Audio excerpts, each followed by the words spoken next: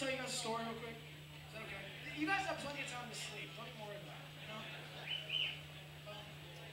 So, so I got married when I was really young. I got married when I was like maybe 20, 21. Anyways.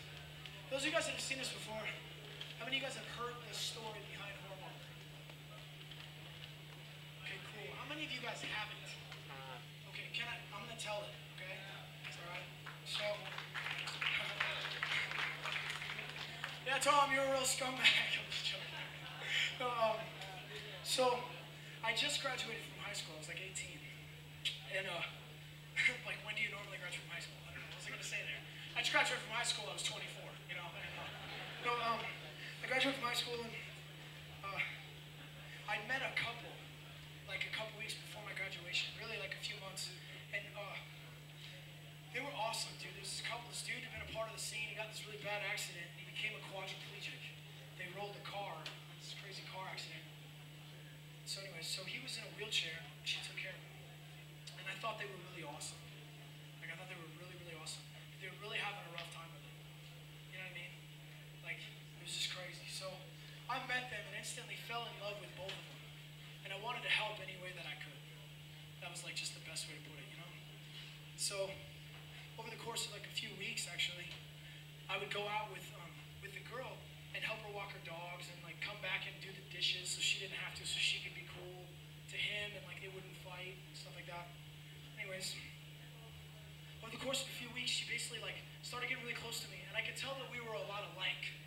Like, we were really similar. And I was 18, and she was, like, older than me. And they had some money because they had an insurance settlement. So they were, like, millionaires. They had their own house. They had all this stuff. And I was, like, a little flattered that she liked me. Like, I was like, whoa, this is pretty crazy. I'm, like, 18. What does this girl see in me? So anyways, we went on a trip to California. And in the course of our trip, we ended up, like, getting down. So let me just sum that up for you. I am the worst human being alive because I basically had an affair on a dude in a wheelchair. Can you get any lower?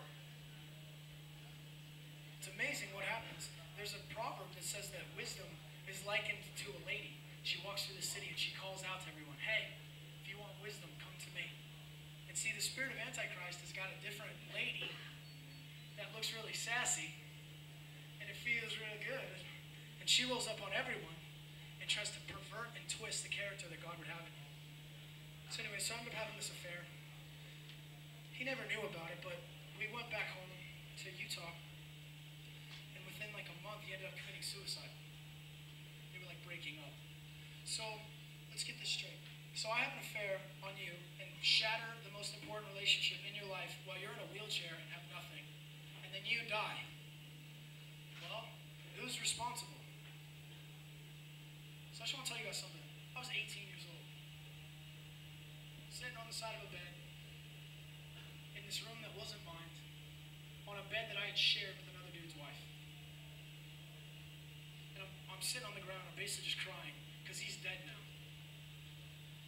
At his viewing, I knelt in front of his body, and I told him, because in his suicide note, he said, Tom Green, as soon as possible, please take care of her.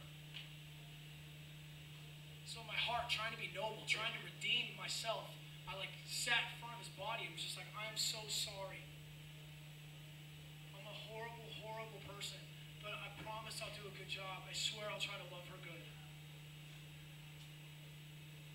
Can you see it?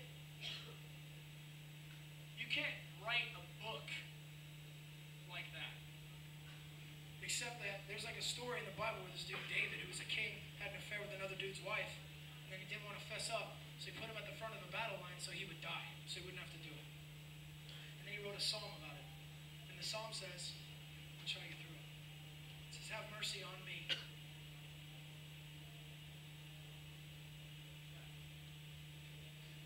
Like, I love Jesus, man. It's like in the past, but like, that's some real stuff. It says, have mercy on me according to your unfailing love, according to your great compassion. Please blot out my transgression. I don't know how he does that.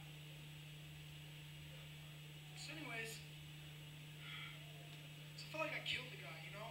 And I hated Jesus. I hated all his people. thought this was a whole freaking joke. But I was literally at the end of my rope, you know? Like I was done. I was done. I had gone as low as I possibly could. Short of running over some old lady's dog with my car. You know what I mean? Like, it just sucked. I just felt like a big piece of crap. And I basically cried out to God on the floor. Because I'd been a Satanist at that point. Like, studied Anton LaVey and, like, you know, did satanic rituals and, like, all that stuff. And I tried, like, Buddhism. And I got into the New Age and tried to float. You know, like, I really was a spiritual kid. But I didn't want Christianity because Christianity was a freaking joke to me. But I was sitting there crying, and I'm like, God, I don't like you. And I hate your people. But if you don't help me, I'm not going to make it, man. If you're even there, can you help me? And like over the course of time, it wasn't like some big lightning bolt cracked and then he showed up as an angel. It was like, ooh. He just kind of showed me that everything I thought I knew about him was wrong. And then he asked, like, this is so cool, you guys. Like, he asked if he could show me what he was really like. And then you know what happened? I didn't take him up on it for like 3 years. Does that make sense? Because we're all in process. Some of you guys in here, you got issues with God. That's okay. It's alright. I just want to clear it up before the end of the night. But I'm saying this for myself, alright? But here's the thing. So, Jesus legitimately saved my life. Throughout junior high and high school, I can think of maybe one relationship that I